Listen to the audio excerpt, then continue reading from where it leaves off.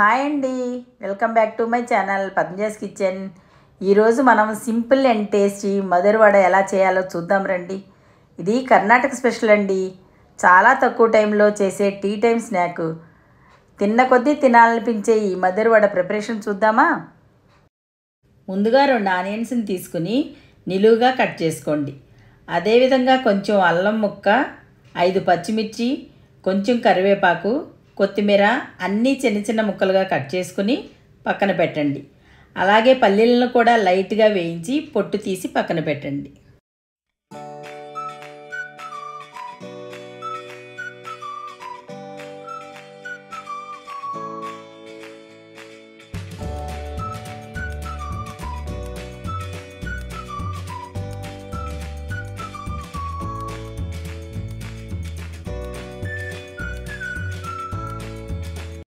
ఒక mixing bowl తీసుకుని దానిలో ముందుగా కట్ చేసుకున్న ఆనియన్స్, పచ్చిమిర్చి ముక్కలు, అల్లం తరుగు, తరిగి పెట్టుకున్న కరివేపాకు, తరిగి పెట్టుకున్న కొత్తిమీర వేసుకోండి.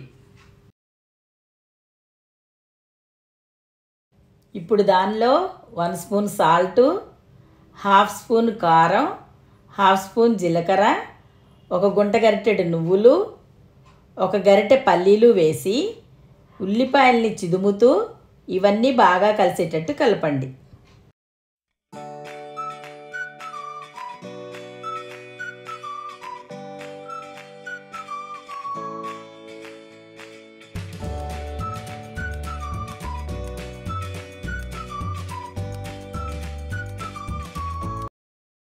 ఇలా బాగా కలిపిన తర్వాత దానిలో 1 కప్పు బియ్యం పిండి, 1/2 కప్పు మైదా పిండి, 1/2 కప్పు బొంబాయి రవ్వ వేసి బాగా కాచిన నూనె కొంచెం వేసి పిండిని బాగా కలపండి.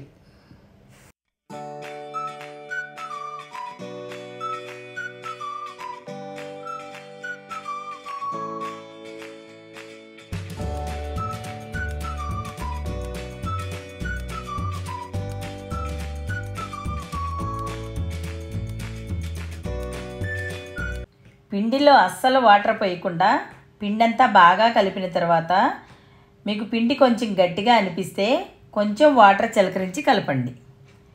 పిండి ఇలా గట్టిగానే ఉంటే వడలు నూనె పీల్చకుండా బాగా వస్తాయండి. ఇప్పుడు స్టవ్ వెలిగించి ప్యాన్ పెట్టుకుని ఫ్రైకి సరిపడా నూనె పోసి నూనె బాగా కాగిన తర్వాత మీడియం ఫ్లేమ్లో పెట్టి వడలను వేసుకుందాం. ఇప్పుడు చేతికి ఆయిల్ అప్లై చేసి కొంచెం పిండి తీసుకుని వడలలాగా ఒత్తుకుని ఆయిల్లో వేయండి. ఇలా వేసిన వడలను గోల్డెన్ బ్రౌన్ కలర్ వచ్చే వరకు వేయించి ప్లేట్లోకి తీసుకోండి.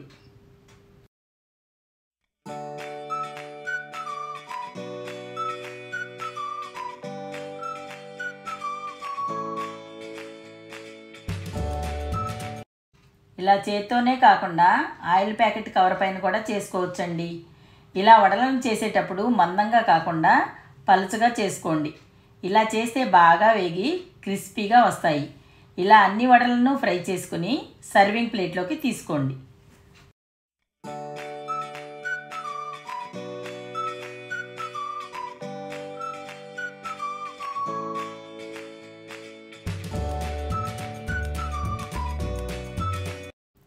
ఎంతో రుచికరమైన మధుర వడ రెడీ అయిందండి. ఇది కర్ణాటకలోని మధుర ప్రాంతంలో ఫేమస్ అండి. సింపుల్గా చేసుకునే ఈ రెసిపీని మీరు కూడా ఒకసారి ట్రై చేయండి.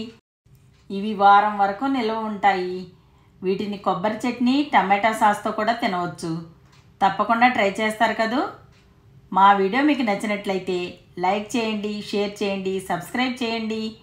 మరెన్నో రెసిపీస్ కోసం బెల్ ఐకాన్ క్లిక్ చేసి ఆల్ అనే ఆప్షన్ సెలెక్ట్ చేసుకోండి.